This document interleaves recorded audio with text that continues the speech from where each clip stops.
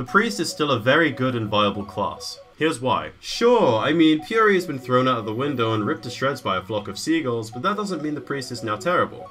I could firmly say that this is the third major gameplay error of Realm, the first being release, second being pets, and the third being this.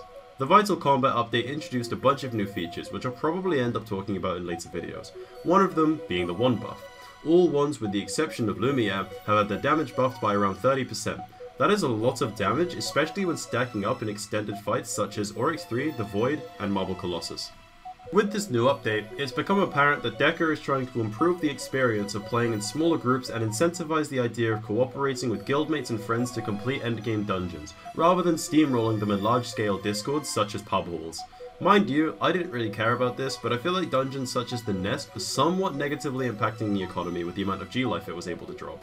And a good way of combating the whole group tanking shenanigans was to tackle the hearts of it all. Priests and M-Seals. I'll probably end up talking about the M-Seal in a later video. If you haven't already seen, the heal on Priest has been reduced by 2.5% for every ally healed. But the thing is, this heal effectiveness does not apply to you. No matter how many people you heal, you will always get the maximum heal. For example, on a tier 7 tome with an average amount of whiz, you will still get a 270 heal.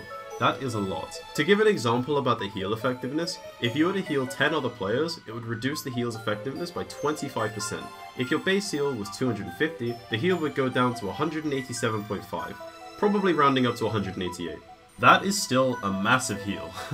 Also, do remember that there is a minimum healing amount, which of course varies with the tier of tome. On a tier 7 tome, that's somewhere around 80, which is still pretty good of a heal if you're dodging. If you aren't relying on the priest for healing because you've learned the shot patterns and dodged well, the priest shouldn't be too necessary because of the mass amounts of healing that's now acquired through the vitality stat. Another main concern people had before the update was that the Tome of Purification was necessary for bosses such as Chancellor Dharma, Marble Colossus, and the Killer Bee Queen. If you've read the changelog, you'll come to realize that a lot of the frustrating status effects within these dungeons have been removed or reduced. Here's a couple of examples.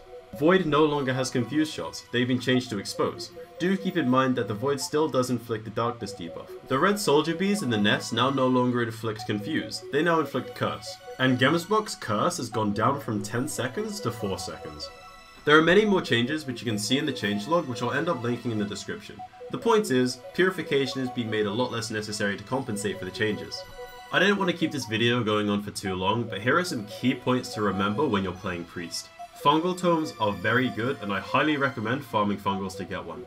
The item has been put in the limelight by raiding discords because of how useful the item can be for bosses such as Marble Colossus, Treasurer Gemsbok, and Archbishop Lucarix. The reason I say it's useful for Treasurer Gemsbok and Archbishop Lucarix is that the two boss fights require such little amount of movement to actually kill them.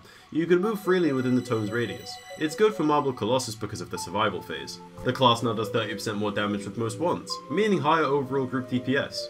Wiz mod is more important than ever when you're playing Priest, so I highly recommend using the Ritual Robe for the current state of the class. Or if you prefer playing a DPS Priest, you could of course go something like Vesture or Diplomatic Robe. Oh, and did none of you look at the Necronomicon changes? Look at this shit!